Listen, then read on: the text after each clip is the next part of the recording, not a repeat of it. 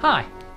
In the last film, I said that this process here is always in play if you struggle with anxiety, but sometimes things can elevate your sense of risk because they activate the amygdala, and something called the availability heuristic kicks in, which basically means that if you can think about it, if it seems like it's a commonplace thing, it feels more likely to happen. So if somebody wins the lottery, it feels more likely that you'll win the lottery. If someone near you wins the lottery, it feels more likely that you'll win the lottery. But what can we do about this? Because this is a process which goes on fully automatically. You're just along for the ride, really. But that's no good, because if we want to treat anxiety, if we want to be less anxious, if we want to worry less, we have to do something about it. So here's the idea. Worry mode is something which happens inside your mind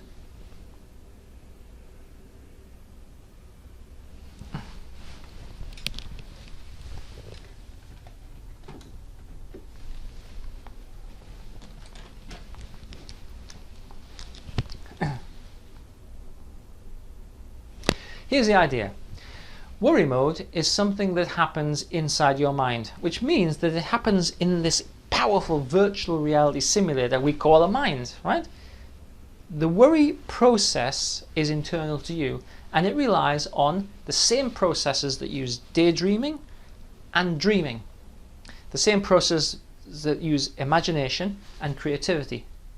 Worry is usually an imaginal kind of thing where there's conversation and there's scenarios, and you work through the scenarios, but it's always the same scenarios over and over again. You know, the general rule is if you think the same thing 3 times, it's probably a worry. Now the problem with worry is that because this whole process is automatic, we assume often that worrying about it is akin to problem solving. It's like I'm doing something constructive because I'm worrying about it. But the truth of it is, you're simply rehearsing the negative scenarios that keep the anxiety high. So your imagination and your fantasy creating process, your daydream process, is actually working against you because it's creating negative, catastrophic, anxiety-provoking, fear-inducing, threatening scenarios. Okay, but how about this? You would not normally exert any control over that. If you have a fear or an anxiety or a worry, well, what do you normally do? I would guess you normally entertain it and you hope that it goes away, and after a while it goes away and you think, okay, it's great, it's gone away. But how about this? Suppose we induced a choice. When you have anxiety, as a general principle, and I've asked hundreds of people, if you're anxious, do you feel in control? Anxiety generally goes with no sense of control.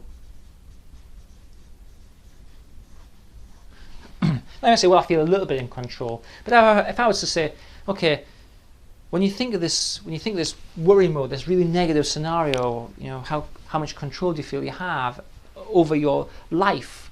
How vulnerable do you feel? How able are you to keep yourself safe? Not at all. No, none at all. I don't have any control at all. I don't feel like I've got any control. Right. That's why the false control strategies seem useful, because at least it's something. But the fantasy that we create here is a fantasy. So suppose we use the same system to create an alternative fantasy, and we, instead of just automatically accepting this worry mode fantasy, we switched into another one. So this is the thing that I propose. Create for yourself something which is kind of inspiring, exciting, interesting as a fantasy. I'll share mine with you, but please don't laugh. I'm quite old now, but I try to run a half marathon every year, and it's always painful. It never gets any easier. It's certainly not any fun, but it's what I do for exercise. And so sometimes when it's getting really hard and I'm plodding along, I imagine that I'm winning the marathon in the Brazil Olympics next year. I'm plodding along and I'm imagining the crowd cheering, and it's all very exciting. Now, obviously I'm not going to go and participate in the Brazil marathon, and I'm not even very good at running. I certainly wouldn't even do a marathon. But I can get enough fantasy going to get me feeling excited, to get me engaged with the process, and then get some emotion going. And that carries me through the last half of the half marathon. And that's what I'm looking for. Something which is pre-prepared, because I've been doing this same fantasy for a few years now. Something that's pre-prepared, something that's got some juice, some emotional juice to it, and something which you can put your mind into because you've practiced it. Now, it has to be pre-prepared, because if you're feeling anxious and worrying, well, it's a bit late then, okay? So a pre-prepared fantasy, got some juice, got some excitement. And here's the thing. Worry mode, it makes you feel like you're doing something, but it actually reduces your sense of control, because all of this is automatic. So actually you're not having any control over it. But my point is this. Instead of indulging the worry mode, load the fantasy, the pre-prepared fantasy that's got some juice to it, and put your mind into that. And you'll find that there's like a tug of war between anxiety mode and worry mode and fearful mode and alternative fantasy. And you might say, well, yeah, but that's just a fantasy, whereas worry, I'm really trying to solve a problem. No, they're both exactly the same. Worry and fantasy mode, worry and kind of pre-prepared fantasy, they're exactly the same process. And if you've got some excitement and some juice in your pre-prepared fantasy, you're using exactly the same adrenaline. And so it's like switching a channel. So your adrenaline goes towards the fear. But if you can indulge the pre-prepared fantasy, your adrenaline goes towards that and you feel excited about something which is good. And that switch from one side to the other is the decision that you need to make. That switch gives you complete control or gives you absolutely no control. If you're in anxiety, you have no control.